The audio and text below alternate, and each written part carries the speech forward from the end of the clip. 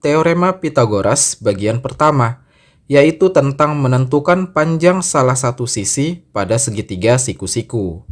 So, siapkan alat tulis kalian, mari kita mulai. Apa itu Teorema Pitagoras? Pak Beni mulai dengan mengajak kalian untuk memperhatikan benda-benda berikut. Mungkin kalian cukup sering melihat benda seperti atap rumah, lapangan bola, pemandangan perbukitan, piramida di Mesir, atau mungkin jembatan gantung seperti ini. Kalau kita perhatikan lebih teliti, kesemua benda tersebut mengandung suatu bidang geometri yang cukup familiar kan? Yap, segitiga siku-siku.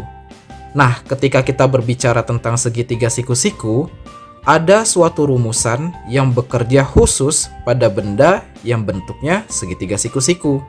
Namanya adalah Teorema Pitagoras. Teorema Pitagoras ini nantinya akan sangat berguna dalam perkembangan ilmu arsitektur, navigasi, survei topografi, dan lain sebagainya. So, kayak gimana penggunaan Teorema Pitagoras? Yuk kita lanjutkan pembahasannya. Pada suatu segitiga siku-siku dengan panjang seperti di gambar ini ya, yang ini sisi A, yang ini sisi B, dan yang ini sisi C. Maka berlaku rumus C kuadrat sama dengan A kuadrat ditambah B kuadrat. Nah, rumus inilah yang dimaksud dengan Teorema Pitagoras. Intinya, kita bisa menentukan panjang salah satu sisi pada segitiga siku-siku tanpa harus mengukurnya secara langsung. Yang penting kedua sisi lainnya sudah diketahui. Di sini keterangannya, sisi C adalah sisi yang berseberangan dengan sudut siku-sikunya. Kelihatan kan ya? Sudut siku-sikunya kan di sini. Sisi C kan yang di seberangnya. Nah, kalau kayak gitu, maka sisi C ini dipastikan adalah sisi terpanjang pada suatu segitiga siku-siku itu. Atau istilahnya nanti adalah hipotenusa. Jadi, hipotenusa adalah sisi terpanjang pada suatu segitiga siku-siku. Terus sisi A dan sisi B adalah sisi yang menempel dengan sudut siku-sikunya. Paham ya? Lanjut. Sebelumnya, Pak Beni mau bilang, sebenarnya kita nggak perlu hafalin huruf-huruf ini ya. Intinya kan sisi paling panjang kalau dikuadratin, hasilnya sama dengan jumlah sisi lain yang sudah dikuadratin juga. Kenapa Pak Beni tekankan ini? Supaya kalian nanti nggak kebingungan ketika huruf yang dipakai beda. Kan bisa aja hurufnya bukan A, B, dan C. So, pahami konsepnya, jangan hurufnya aja, oke?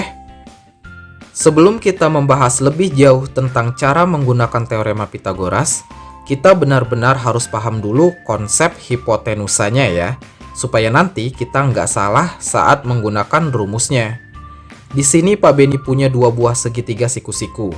Mari kita sama-sama menentukan mana yang hipotenusanya. Sekaligus nanti kita akan menemukan kembali rumus Pitagorasnya. Gambar pertama, segitiga siku-siku KLM. Pertama, kita cek dulu sudut siku-sikunya. Kan ada di sini. Maka, kalau ditanya hipotenusanya, berarti kan di sisi seberangnya. Berarti ada di sini dong. So, hipotenusanya pada segitiga ini adalah sisi M.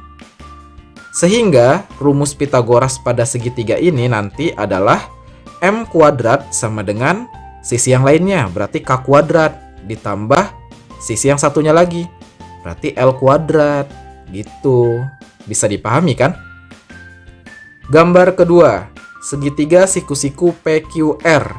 Siku-sikunya kan ada di sini, maka hipotenusanya ada di seberang sudut siku, berarti di sini kan? So, hipotenusa pada segitiga ini adalah sisi P. Maka, rumus Pitagoras pada segitiga ini nanti adalah P kuadrat sama dengan sisi yang lainnya. Berarti Q kuadrat ditambah sisi yang lainnya lagi, R kuadrat. Gitu aja, bisa dipahami kan? Jadi, walaupun segitiga siku-sikunya diputer kayak apapun, harusnya kita sekarang sudah lebih paham cara menentukan sisi terpanjang atau hipotenusanya. Oke?